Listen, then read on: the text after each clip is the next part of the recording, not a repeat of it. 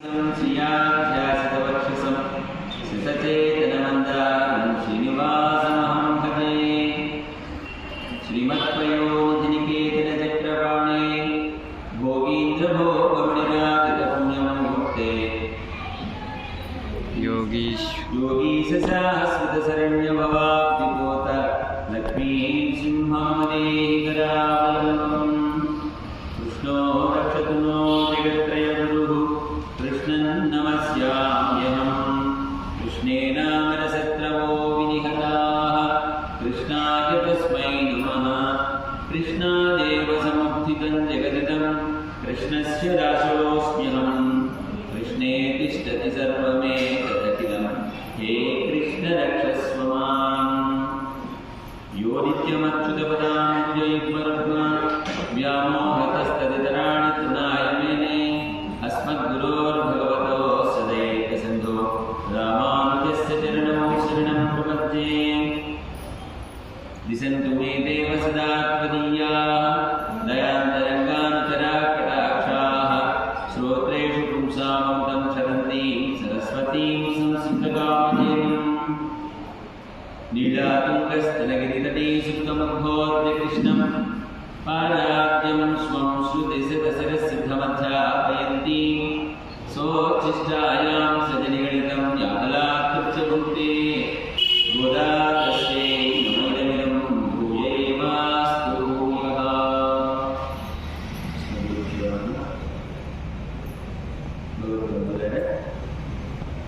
శ్రీ విశ్వావసునామ సంవత్సరంలో ఈరోజు అత్యద్భుతమైనటువంటి పవిత్రమైనటువంటి మార్గశీర్ష వ్రతము తిరుప్పావై దివ్య వ్రతాన్ని మనం డిబేట్ నుంచి మనం ఆరంభించుకుని అంటే దాని వల్ల అమ్మ గోధుమ మన కోసం అనుగ్రహించినటువంటి తిరుప్పావై దివ్య ప్రబంధంలో ఉన్నటువంటి విశేషాలన్నింటినీ కూడా తెలుసుకొని ధరించడానికి ఇది ఒక సాధనంగా మనం భావన చేసుకుని అనుగ్రహం కోసం ఎదురు చూసేటువంటి స్వామి యొక్క నిర్దేశించగల కటాక్షాన్ని మనం పొందగలుగుతూ మనందరం కూడా ఆచరిస్తున్నాం. మధ్యాహ్నం 12:57 ఆ సూర్యుడు కాస్త ధనురాశిలోకి ప్రవేశించడం చేత ఈవేళ ధనుర్మాసం ప్రారంభమైంది. వాస్తవానికి దీన్ని మార్గశీర్ష వ్రతము అని కూడా పిలుస్తారు. ఈ వ్రతాన్ని మనం ఆచరించేటువంటి అవకాశాన్ని నిర్మాణం మనకి ఈ సంవత్సరం అనుగ్రహించినందుకు స్వామి అనేక శాస్త్రాంగ ప్రణామాలను ఆచరిస్తూ అత్యవసరాత్మక వారు మన యొక్క మురళిని ఆ స్వామికి దగ్గర వినిపించేటువంటి వారి సాక్షాత్తు స్వరూపులు కనుక వారికి కూడా ఈ సందర్భంగా అనేక దండ శాస్త్రాంగ ప్రణామాలను అర్పిస్తూ ఈ సంవత్సరం కూడా ఆళ్వార్ ప్రబంధ నాయకులు తిరుమల దేవస్థానం వారు ఇక్కడ తిరుపావై ఉపన్యాసాలు ప్రవచించేటువంటి ఒక గొప్ప మాధవకాశాన్ని మళ్ళీ ప్రవేశించారు. వారికి ధన్యవాదాలు తెలియజేస్తూ అలాగే చక్కగా ఈ వ్రతం ప్రారంభం నాటికి చక్కటి అనుమతించి ఈ వ్రతాన్ని పూర్తి చేయడానికి అవసరమైనటువంటి ఏర్పాట్లంతా చేస్తున్నటువంటి శ్రీకార్య నిర్వాహకులకి అలాగే చంద్రుని గారికి అలాగే దేవస్థాన పరివారాలందరికీ కూడా స్వామి యొక్క దివ్య మంగళా శాసనాలు కలగాలని చెప్పి స్వామి యొక్క దివ్య శ్రీలో ప్రార్థన చేస్తూ ఈవేళ మనం తిరుపావై దివ్య వ్రతాన్ని ఆరంభించిన మొదటి రోజు ప్రారంభించుకున్నాము. మొదటిగా అవతారిక గురించి కొంతసేపు ముచ్చరించుకుని తర్వాత మనం మొదటి పాత్రలోకి ప్రవేశిస్తాం. అవతారిక అంటే ఈ దివ్య వ్రతం తిరుపావై. తిరు అంటే శ్రీని, పావై అంటే వ్రతము. తిరు అంటే శ్రీ అనే అర్థం కూడా వస్తుంది. వ్రతము శ్రీ వ్రతము. శ్రీ అంటే సంపదలు అనే అర్థం కూడా ఉంది. సంపదలు అంటే మనందరికీ కూడా సంపదలను ఇచ్చేటువంటి వ్రతము అనే అర్థం. సంపదలు అంటే ఐహికంగా అంటే ఈ లోకంలో ఉన్నంతకాలం చక్కగా మన దైనందిన కార్యక్రమాలు ఏమైనటువంటి లోటుపాట్లు లేకుండా సంపదలు చేస్తుంది. రెండోది ఆముష్య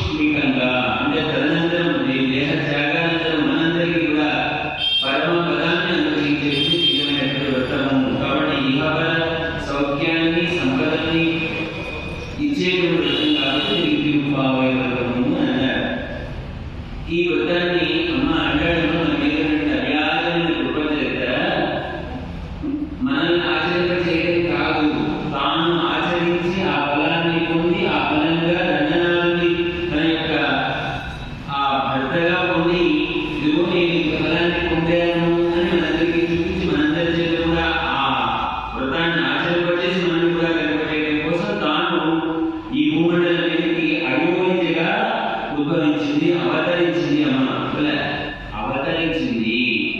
మనమైతే పుట్టామనంట మహాత్ములు పిరమాయుడు రామకృష్ణుడు వీళ్ళందరూ చెప్పాలంటే అవతరించారని చెప్పాలి తప్ప పుట్టారని జన్మించారని చెప్పకూడదు. అమ్మ మన కోసం ఎందుకు అవతరించింది అంటే శ్రీకృష్ణ పరమాత్మ 120 సంవత్సరాల కాలం చేస్తున్నారు. 90 సంవత్సరాల పాటు కష్టపడ్డాడు. ఎవరన్నా ఉంటాడేమో ఈ చేతులను ఉద్ధరించి వాళ్ళకి సద్గతిని కలిగించింది. వాళ్ళందరూ అంటే పొందే విధంగా ఏం చేయాలని ఆలోచించి పరమాత్మ గుణాల్లో అతి ఉత్తమమైనటువంటి గుణం ఏంటి అంటే సౌలభ్యము అనేటువంటి గుణం. అయితే ఈ కృష్ణావతారానికి పూర్వమైనటువంటి రామచంద్రమూర్తి కూడా ఆత్మానం మానవమని తాను కూడా ఒక సామాన్యమైనటువంటి మానవులుగా జన్మించానని చెప్పాడు తప్ప తను భగవత్ అంశగా జన్మించానని చెప్పలేదు. ఆయనలో ఉన్నటువంటి దివ్యమైనటువంటి గుణం ఏంటి అంటే సౌశీల్యము అనేటువంటి గుణం ఆయనలో ఉంది, వాత్సల్యం అనేటువంటి గుణం ఆయనలో ఉంది. ఇవి రెండు ఉన్నాయి కృష్ణ. ఇవి కాకుండా అదనంగా ఏముంది అంటే సౌలభ్యము అంటే సులభంగా కట్టుబడము. ఆయనే వచ్చి ఆయనే ఆ మధురని వదిలేసి తిరిగి వచ్చి ఇక్కడికి వచ్చాడు. అజ్ఞానంతో ఉన్నటువంటి ఆ గొల్లపల్ల ఆ నందవ్రజాన్ని చేరి ఉన్నటువంటి వాళ్ళందరినీ కూడా ఉద్ధరించడానికి వచ్చాడా అంటే కాదు. సంస్థలైనటువంటి జగత్తులో ఉన్నటువంటి ఈ చేతులందరినీ కూడా ఉద్ధరించడానికి సులభంగా కుంగున కట్టు వేసుకోవడానికి వీలుగా ఉండేటువంటి ఒక మణిలాగా మనకి దొరికాడు అని చెప్పి చెప్తారన్నమాట. అంత చేసి ఆ అవతార దర్శనాలు అయిన తర్వాత సేవించాడు. నిద్ర పెట్టగలిగింది, అటు ఇటు దొరుకుతున్నాడు. అమ్మ అడిగింది సరిగా ఎవరుంటారమ్మ శ్రీదేవి భోజనం చేయాలని ఉంటాడు. అమ్మ శ్రీదేవి అడిగింది, స్వామి ఇంకా ఏం లేకుండా పడుతున్నాం, చేయాల్సింది చేసేసావు కదా, ఇవ్వాల్సింది ఇచ్చేసావు కదా అంటే ఏం చేయను, ఏం చేస్తే ఆ చేతులను ఉద్ధరించి నేను మళ్ళీ నా దగ్గర తీసుకురాగలుగుతా, నేను ఏమి చేయలేకపోయానే బాధపడ్డాడు. సరే పోనీ నా వల్ల కాలేదు. తన యొక్క పరివారాన్ని పంపిస్తాడు, తన యొక్క సెక్రటరీని పంపిస్తాడు. వాళ్ళ ద్వారా వాళ్ళు తీసుకుంటున్నాను, అది కూడా కాలేదు. అప్పుడు శ్రీలక్ష్మిని అడిగాక ఏమన్నా ఏమైనా వెళ్ళి ట్రై చేసి వాళ్ళందరినీ తీసుకొస్తావా, జగన్ ఏమైనా వదిలేస్తావా అడిగాడు. బలే స్వామి, నేను నీతో నిత్య ఆపాయనిగా ఉండి నీ ఏ వేషం వేస్తుందో ఆ వేషానికి దగ్గరగా వచ్చానే నేను నీతో పాటు నువ్వేం చేయలేదు నేనేం చేస్తానయ్యా, నా వల్ల ఏమవుతుంది తన ఆసక్తి ఎందుకు ఇచ్చింది. ఇటువైపు చూసాక అమ్మ భూదేవి అనిపించింది. ఏమమ్మా నీ సంగతి ఏంటన్నాడు. అమ్మ క్షమయా దరిద్రీ దయాలను రాసిపోస్తే ఎవరు కనిపిస్తారు, క్షమాలను రాసిపోస్తే ఎవరు కనిపిస్తారు అంటే భూదేవి. ఆ సాక్షాత్తు ఆ శ్రీదేవి అంశే భూదేవి. సరే స్వామి నేను అనుకునేది నేను అలాగే వెళ్ళి నేను ప్రయత్నం చేస్తాను అని చెప్పారు. అలా బయలుదేరేటువంటి వచ్చి ఈ భూలోకంలో చేరే పూర్వంగా శ్వేతవరాహంలో తాను ఈ భూదేవి మీద అవతరించే లోపు అక్కడ శ్వేతవరాహంలో యజ్ఞవరాహంతో ప్రార్థన చేసింది. ఏమని కల్పాలోకైన స్వయం జనహితం దృష్టేన సర్వాత్మన ప్రోక్తం స్వస్సకీర్తనం ప్రవదనం తస్మై ప్రసూనాకరణం సర్వేషాం ప్రకటం విభాగం సంశ్రితంతి నయేత్రే జాతాం వైకవిష్ణుప్రదయాం గోదాముదానాం సుమా అని మనకి గోదాశ్లోకంలో ఒక శ్లోకం. కల్పాలో హరిణా స్వయం జనహితం దృష్టేన సర్వాత్మన. ఈ శ్వేతవరాహం యొక్క ఆదిలో ప్రార్థన చేసింది భూదేవి. ఎవరిని వరాహస్వామి ఏమయ్యా ఈ జనహితాన్నందరినీ కూడా దృష్టి పెట్టుకుని నేను ఇక్కడికి వచ్చాను, వాళ్ళు ధరింపజేసి వాళ్ళని తిరిగి స్వామి యొక్క సన్నిధానానికి చేర్చాలి లేదా ఈ సన్నిధానానికి చేర్చాలి అంటే ఏమైనా సులభమైన ఉపాయం ఉందా అని అడిగింది. ఆయన చెప్తాడు స్వామి. ఏం చెప్పాడు? స్వస్మై ప్రసూనార్పణం సర్వేషాం 3 మార్గాలు చూపించాడు.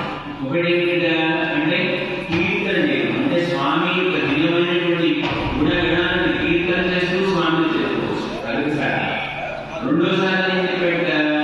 ప్రపత్తి చేయడం. ప్రపత్తి చేయడం అంటే ఏంటి? మనం పొందాల్సింది పొందేసేవాడు ఆయనే అని ప్రార్థన చేసుకుని ఆయనే ఆయన యొక్క శిక్షణ మన ఆత్మ నిర్భరమైనటువంటి ప్రపత్తి అంతేకాదు మన కోసం ఆయన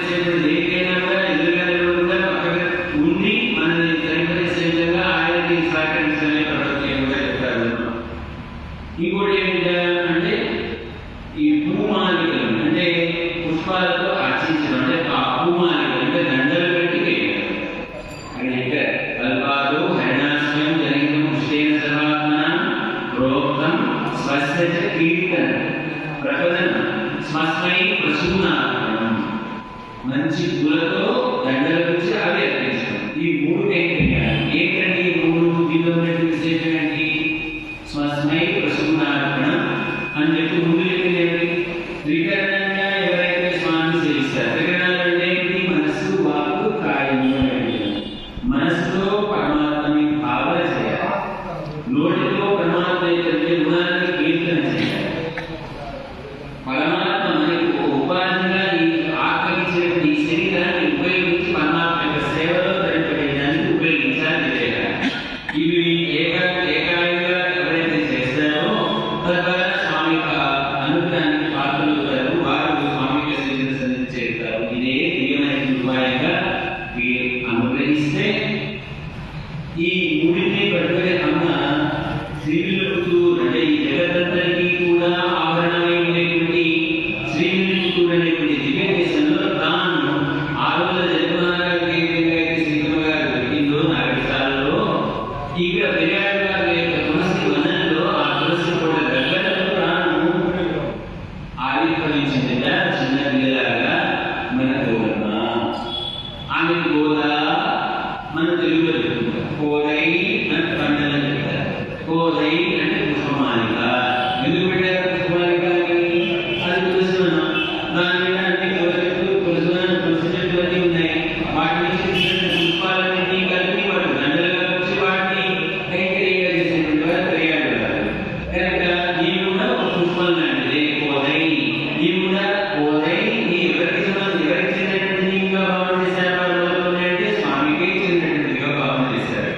అలా ఈ మధ్య నిలిచింది అవతరించిన తర్వాత ఆ మనమైతే పిల్లలు శరీరాలు అవో ఇవో పెట్టి చర్చ చేస్తాం. సరే నాకు ఉపయోగపడతాయా వస్తుందంటే కానీ ఘటనాలు అంటే పెరిగాడు వాళ్ళు ఎలా తెచ్చారట ఆ అమ్మని అని అంటే భాగవత కథలు చెప్తూ, కృష్ణుని యొక్క కథలు చెప్తూ, భారత యొక్క కథలు చెప్తూ, రామాయణంలో విశేషాలని చెప్తూ పెంచి కథ చేశారట అమ్మని. నిత్యము కూడా భక్తి పరాయణాన్ని అందరూ ముందుకు పోశారు.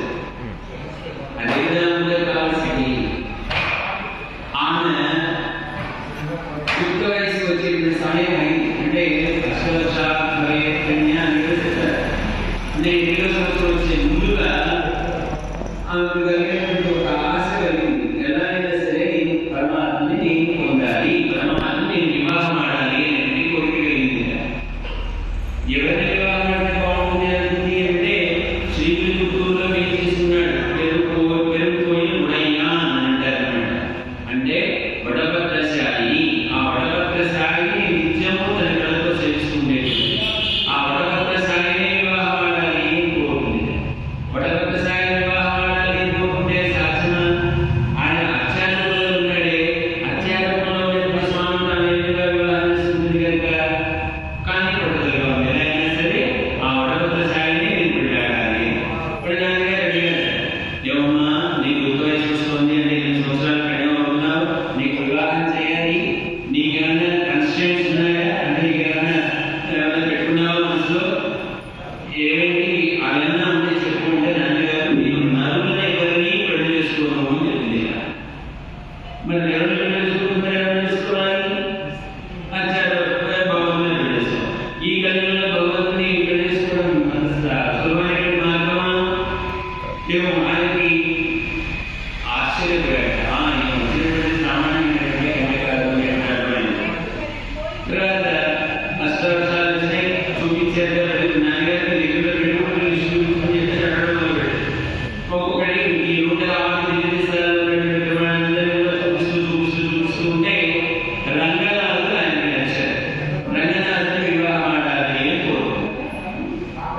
మరి రంగనాథుని వివాహం ఆడాలి అని కోరుకుంటే రంగనాథుడు దొరకడం అంత సులభంగా దొరుకుతాడా? అది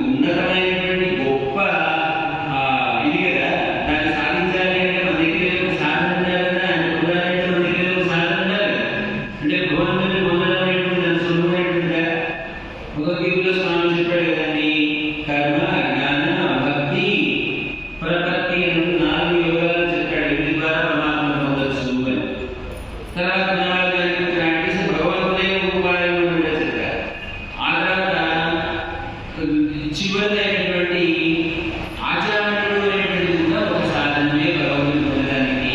ఆచార్యుడు పుష్పాలను చదివితే జ్ఞానం అనుష్ఠానం వివేకంగా గురువే ఎవరైతే ఆచార్యుని ఆశ్రయిస్తారో ఆచార్యుడు ద్వారా భగవంతుని లభిస్తాడు అని ఇక్కడ. కాబట్టి తాను ఈ సంవత్సరానికి జగత్కి కూడా తన ఆచార్యత్వం వహించాలి. తాను ఒక అధ్యాయిని అవ్వాలి, అధ్యాపని అవ్వాలి. రెండు తను నేర్చుకోవాలి, నేర్చుకునేది తన వాళ్ళకి తెలియజేయాలి. తద్వారా వాళ్ళని ఆచరింపచేయాలి అనేటువంటి వృత్తాంతంతో కృష్ణుని చేసుకోవాలి.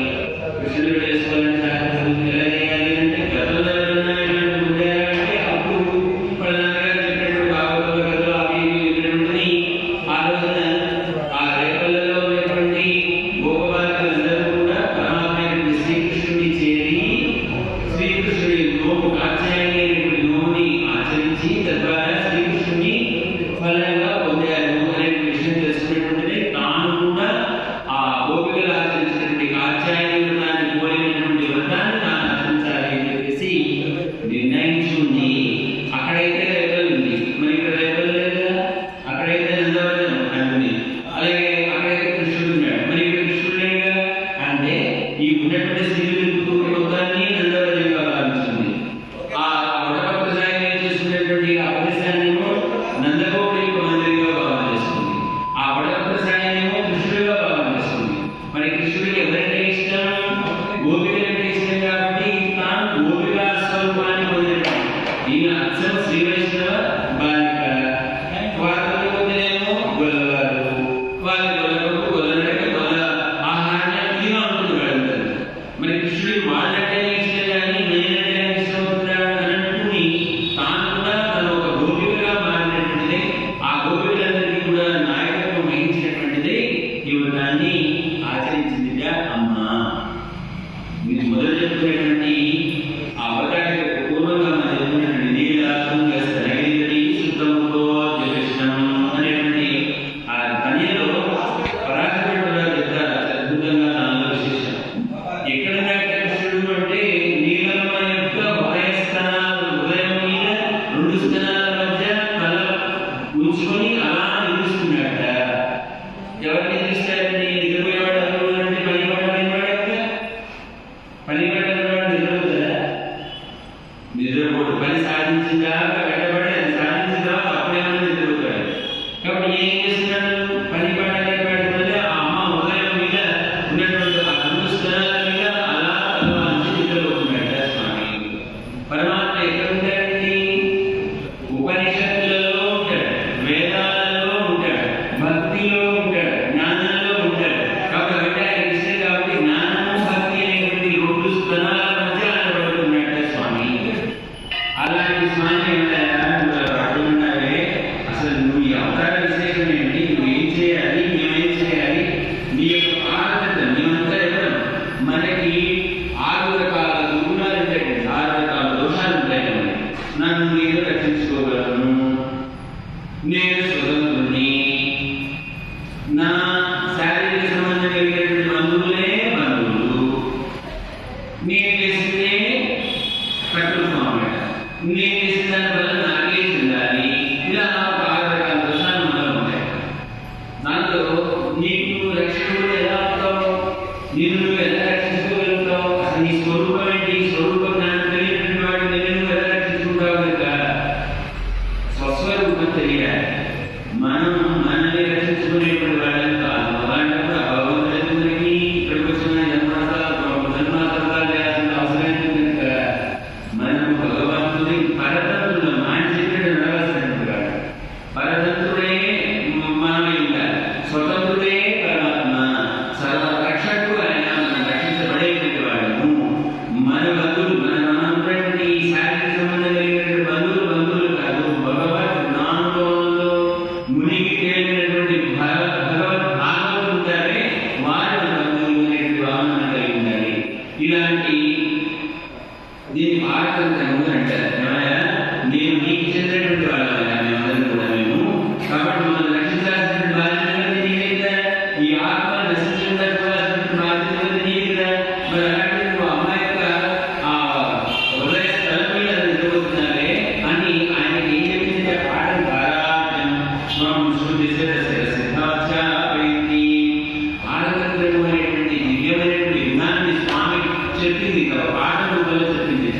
మేమందరికీ పద్ధతులు ఉన్నాయా? అయిన తర్వాత మనందరి పద్ధతులను స్వామి గ్రహించిన తర్వాత మనందరినీ రక్షించాల్సిన బాధ్యతను స్వీకరించిన తర్వాత ఆయన పద్ధతులు అయిపోతాడు మనకి. కాబట్టి వేదాలలో, సంతులలో, ఇతిహాసాలలో చెప్పబడినటువంటి పారతత్వం అనేటువంటి జ్ఞానాన్ని ఒక పాటగా చెప్పి అక్షరాలైంది అయింది. పాట చేసి ఎవరైనా ఎవరు కాదు ఎక్కడ ఆడుతున్నాడో అన్నట్టుగా తాళం కోసం అక్కడికి వచ్చింది ఎవరు యశోదమ్మ. కృష్ణుని బడిలో చేసే సమయం వచ్చింది. కృష్ణ నువ్వు పడిపోవాలిగా అంది. కృష్ణ నువ్వు పాట అంది. ఏంటి అమ్మేదో మాట్లాడుతున్నా ఏమన్నా పట నువ్వు చదవాలిగా చదివేమ్మా అని అడిగాడు. ముక్తి లేవా? ముక్తి వల్ల చదువుకోవాలా నువ్వు ఉన్నాడు అందుకే అమ్మాయి కృష్ణుడు అయ్యో ఈ పాఠాలన్నీ విని విని విని విని వేసింది వేసాన్ని పోయి నేను ఆ పరపద నుంచి ఇక్కడికి వచ్చానే. ఆ ముక్తి గిక్తి అనే మాట నా దగ్గర చెప్తున్నావు. ఆ చదివేది నువ్వే చదువుకో, ఆ ముక్తి నువ్వే తీసుకో. ప్రజ్ఞాని భుజాని నేను ఎదుగుతానికి పాలు పెరుగు వెన్న తిని తాగి వీళ్ళతో ఆడుకోవడం కోసం నేను వచ్చాను. నాకు అక్కర్లేదు పో, నీ ముక్తి అక్కర్లేదు, నాకు అక్కర్లేదు పో పారిపోతే నేను ముక్కుతుందా ఏదో కణిని చెప్తానన్నా కట్టున్నా పండే ప్రమాణం అంటారు. చిన్న చిన్న కాళ్ళన్నీ తీసుకొచ్చి కట్టేసింది రోడ్డుకి. అక్కడ కాళ్ళు దగ్గరే కట్టేసింది. గోదావరి దగ్గర కాళ్ళు దగ్గర తానే వేసింది. తాను ధరించినటువంటి ఆ కుమారులను తీసి వాటి చేత బంధించి పారాచినటువంటి పాఠాన్ని చెప్పి మన అందరినీ కూడా రక్షింపజేసినటువంటి ఎంత పరమ ఉదాహరణలుగా అంటాడమ్మా. ఆమె ఆండాళ్ అంటే రక్షకురాలు అని పిలుస్తారు. సమస్తమైనటువంటి ఈ చేతులందరినీ ఉద్ధరించడం కోసం తాను ఈ భూమి మీద ఆండాళ్ళుగా గోదైగా గోదాదేవిగా మనకి ఆవిర్భవించింది. కనుక అంతటి మహోపకారం చేసినటువంటి అమ్మకి వేదన నమస్సును పునః పునః భూయో భూయో నమామ్యహం. మరణమైన మరణమైన ఉపకారం చేసినటువంటి అమ్మకి మనందరం కూడా ఎన్ని నమస్కారాలు పెట్టినా కూడా తక్కువే కదా అని అంటారు. గోదా కోదై గోదా గో అనేటువంటి అక్షరానికి ఓ 12 అర్థాలు ఉన్నాయి. దానిలో గో అంటే బాణము అనేటువంటి అర్థం కూడా ఉంది. అమ్మ ఏం చేస్తుందో మనల్ని ఒక బాణంగా చేసి ఒక్కసారి సంధిస్తే మనకి ఎక్కడ పడ్డాడండి? స్వామి యొక్క పాదాల సన్నిధిలో పడ్డాడు. అదే కదా కావాల్సింది. కాబట్టి కూడా అందులో ఉన్నటువంటి అంత గొప్ప అర్థాన్ని ఆచార్యులు గ్రహిస్తారు. అంతటి ఉదాహరణ ఎంత పరమ ఉదాహరణలుగా అని అంటున్నారు కదా. అంతేకాదు ఈ మాసం మార్గశీర్ష మాసము, దీన్ని ధనుర్మాసము అని అంటున్నారు. ప్రణవోధను ప్రణవోధను ప్రణవం అంటే అకార ఉకార మకారాలు మూడు కలిసి వచ్చేటువంటి ఓంకారం అని అంటారు. ఈ ఓంకారం ఎలాంటి ఉంటాయంటే మకారవాచులైనటువంటి వాళ్ళందరూ కూడా అజ్ఞానము అనాదిమాయతో ఉండేటువంటి మనందరినీ కూడా సంస్కరించినటువంటిది. ఏం చేస్తుంది అమ్మ? ఆ పరమాత్మ అకారవాచులైనటువంటి పరమాత్మకి చెందినటువంటి వాడిగా ఆయన పాదాలే రక్షకాలుగా మీకు మనల్ని ఉంచుతుంది. ఈ ధనుర్మాసం అంటే అది అర్థం అని చెప్తారు. అంతేకాదు మార్గశీర్ష మాసం అంటారు. మాసాన మార్గశీర్షం అని విభూతి యోగంలో పరమాత్మ చెప్తాడు. ఆయన ఈ జగత్తులో ఉన్నటువంటి సృష్టిలో ఉన్నటువంటి ఉత్తమమైనటువంటి పదార్థాలన్నింటిలో కొన్ని చెప్తాడు. తాను చెప్పినటువంటి సందర్భంలో ఈ కాలానికి సంబంధించినటువంటి కాలహ కలైకామం అని చెప్తూ మాసాన మార్గశీర్షం అని అంటాడు. ఈ మార్గశీర్ష మాసాన్ని నేను అని స్వయంగా స్వామి ప్రకటిస్తారు. మార్గశీర్ష మాసం అంత గొప్పదంటే ఈ మార్గశీర్ష మాసానికి అధిపతి ఎవరుగా అధినాయకుడు ఎవరుగా అంటే కేశవుడు ఈశ్వర కేశవ అంటే ఈ సృష్టి కూడా నడవడానికి వస్తున్నటువంటి ఆ వ్యాజాన్ని కూడా తయారు చేసి అటు బ్రహ్మాన్ని అటు శివుని సృష్టించి వాళ్ళకి అవసరమైన బాధ్యతలను అప్పచెప్పి తన యొక్క సర్వ నేతృత్వాన్ని సర్వ శక్తివంతాన్ని కూడా నిరూపించుకునేటువంటి వాడు కేశవుడు. కాబట్టి కేశవుడు అధిదేవతగా అంటారు.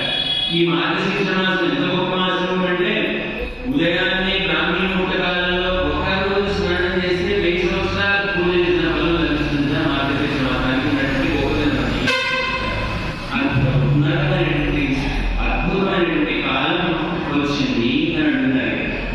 ఎలా వచ్చింది? మార్గశీర్షం అని చెప్తున్నారు. మార్గం అంటే దారి. ఆ మార్గాలన్నిటి కూడా దారిలన్నిటి కూడా శీర్షమైనటువంటిది శిరప్రధానమైనటువంటిది ఏంటి అంటే మార్గశీర్ష మాసమే అని చెప్తూ ఆ వాటిలో జ్ఞాన